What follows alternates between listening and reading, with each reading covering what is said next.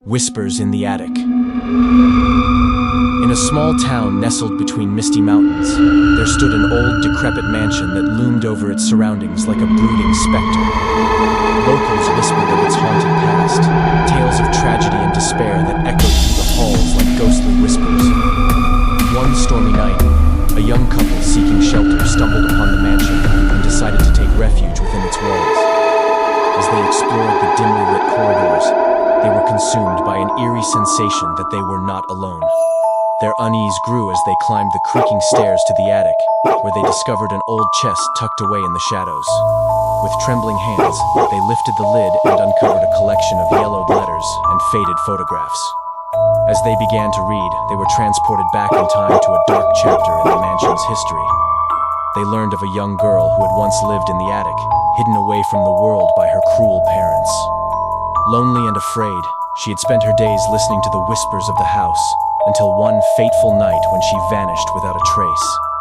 Suddenly, they were jolted back to reality by a bone-chilling sound, the unmistakable sound of whispers echoing through the attic. Terrified, they fled the mansion, vowing never to return. But as they drove away, they couldn't shake the feeling that they were being watched, and in the rearview mirror, they glimpsed a pale face. Its lips moved to this day,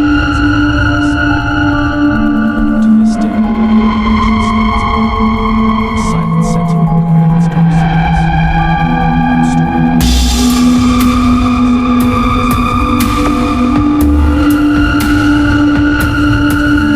The dollmaker's gift.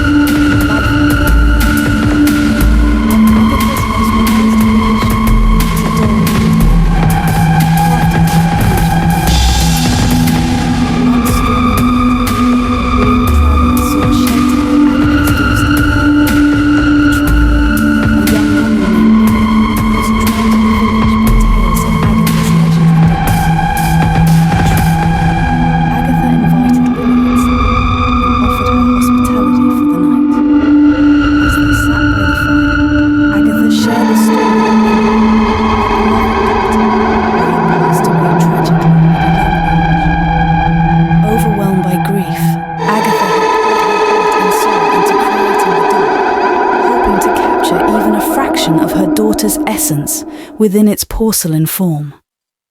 Moved by Agatha's tale, Lily admired the doll's beauty and craftsmanship.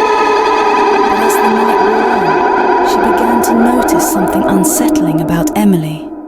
Her eyes seemed to follow her every move, and a chill seemed to linger in the air whenever she was near.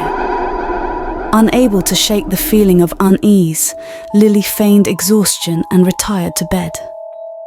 But as she drifted off to sleep, she was plagued by vivid nightmares of a ghostly figure haunting the forest, its porcelain face twisted into a malevolent grin. When Lily awoke the next morning, she found herself alone in the dollmaker's cottage. Agatha was nowhere to be found, and the village was eerily silent.